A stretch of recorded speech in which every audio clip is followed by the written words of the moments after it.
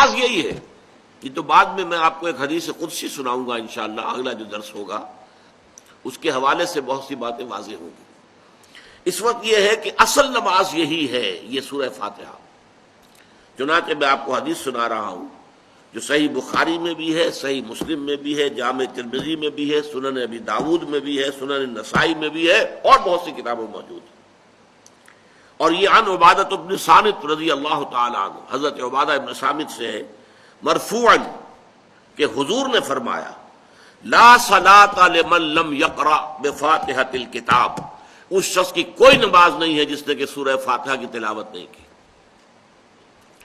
اب اس سے ہمارے ہاں ایک بڑا اختلاف پیدا ہوا، وہ نوٹ کر لیجیے۔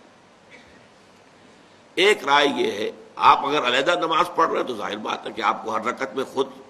پڑھنی ہی پڑھنی ہے سورہ فاتحہ۔ جب باجماعت پڑھ رہے ہیں اب کیا شکل ہو، امام پڑھ رہا ہے سورہ فاتحہ تو کیا مقتدی کو بھی پڑھنی چاہیے؟ اس حدیث میں جو الفاظ کی شدت ہے اس کی بنا پر رجحان یہ ہوتا ہے کہ یقیناً اس صورت میں ہر شخص کو لا صلاۃ لمن لم یقرأ بفاتحۃ الکتاب، جس نے کہ فاتحہ کی تلاوت نہیں کی، قرات نہیں کی، اس کی کوئی نماز ہی نہیں۔ تو یہ موقف ہے امام شافعی کا،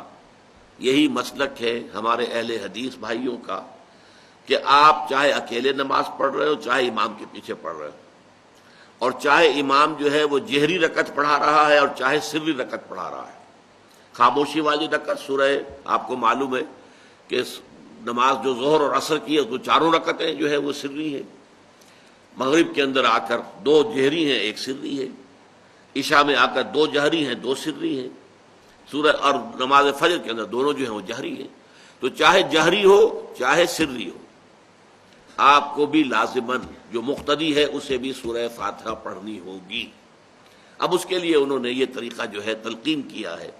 کہ امام تیزی سے نہ پڑھے، رک رک کر پڑھے، الحمدللہ رب العالمین، اس کے بعد اتنا وقفہ دے دے کہ جو مقتدی ہے وہ بھی کہہ لیں اپنے دل میں یا پڑھ لیں الحمدللہ رب العالمین الرحمن الرحیم۔ تو یہ رک رک کر پڑھنا، خاص طور پر اگر آپ کو موقع ہوا ہو کسی اہل حدیث امام کی امامت میں نماز ادا کرنے کا، تو آپ دیکھیں گے کہ بڑا فرق ہے۔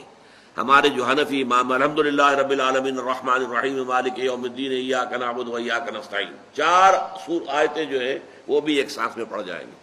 لیکن یہ کہ عام طور پر جو اہل حدیث حضرات ہیں وہ رک رک کر ٹھہر ٹھہر کر پڑھتے ہیں، ترتیل کے انداز میں پڑھتے ہیں۔ یا پھر دوسری شکل انہوں نے ایک اور کی ہے، یہ آپ سعودی عرب میں جب کبھی نماز پڑھیں گے اور آپ پڑھی ہو آپ نے، تو وہاں آپ دیکھیں گے کہ امام جو ہے وہ سورہ فاتحہ پڑھنے کے بعد کوئی ایک منٹ جو ہے خاموش رہتا ہے، تاکہ آپ اب جو مقتدی ہیں وہ اس وقفے میں وہ اب سورہ فاتحہ پڑھ لیں، پھر وہ قرات کرے گا، کوئی اور آیات اس نے شامل کرنی ہے تو بعد میں شروع کرے گا، درمیان میں وقفہ ہوگا۔ لیکن ایک مسلک یہ ہے، اور یہ مسلک جو ہے یہ در حقیقت قرآن مجید کی ایک آیت کے اوپر مبنی ہے۔ سورہ اعراف کے آخر میں فرمایا گیا وَإِذَا قُرِئَ الْقُرْآنُ فَاسْتَمِعُوا لَهُ وَأَنصِتُوا، جب قرآن پڑھا جا رہا ہو تو توجہ سے اسے سنو، خود خاموش رہو۔ اب یہ قرآن مجید کی آیت ہے، اس کے بنا پر ایک رائے یہ ہے کہ آپ امام کے پیچھے سورہ فاتحہ نہیں پڑھیں گے، پڑھا جا رہا ہے سنو اس کو، خود خاموش رہو۔ اور اس کے لیے وہ دلیل دیتے ہیں کہ یہ شکل ایک وفد کی سی ہے، جیسے کسی بڑی شخصیت کے پاس اگر آپ کا کوئی وفد جاتا ہے، 8-10 افراد ہیں، ان میں سپوکس مین ایک ہوتا ہے، وہ بات کرتا ہے، باقی سب لوگ موجود رہتے ہیں، سنتے ہیں۔ اسی طریقے سے امام جو ہے وہ گویا کہ آپ کا نمائندہ ہے، اور وہ پڑھ رہا ہے الحمدللہ رب العالمین الرحمن الرحیم مالک یوم الدین، تو امام کی قرات ہی آپ کی بھی قرات ہو گئی۔ گویا کہ اس آیت سے، اس حدیث سے اختلاف نہیں ہے، اس کی تعبیر سے اختلاف ہے کہ امام کا قرات کر لینا در حقیقت مقتدیوں کی طرف سے بھی قرات ہے۔ اس میں جو حنفی مسلک ہے وہ بہت سخت ہے،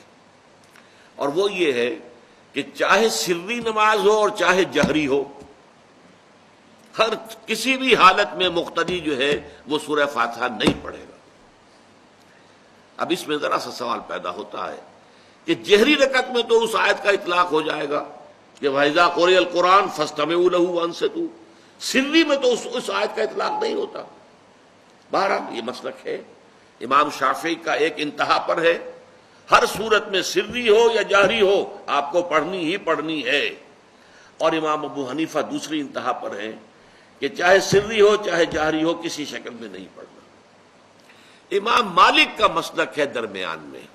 اور میں اس میں کوئی جھجک محسوس نہیں کرتا کہ میں آپ کے سامنے عرض کر دوں کہ میں اس پر عمل پیرا ہوں۔ وہ کیا ہے؟ جہری نماز میں خاموش رہو اور سنو، اس آیت کا اطلاق ہو جائے گا جب بلند آواز سے پڑھ رہا ہے امام تو پوری توجہ، فاستمعوا لہ، اپنی پوری توجہ کو اس کے سننے کے اوپر مرکوز کر دو اور خود خاموش رہو۔ سری رکعت میں البتہ جبکہ وہ بھی خاموشی سے پڑھ رہا ہے، آپ بھی خاموشی سے پڑھ رہے ہیں۔ بہرحال ان چیزوں میں میں نے یہ سب کچھ بیان کیا ہے، تو اس سے جو میرا مقصود ہے وہ یہ ہے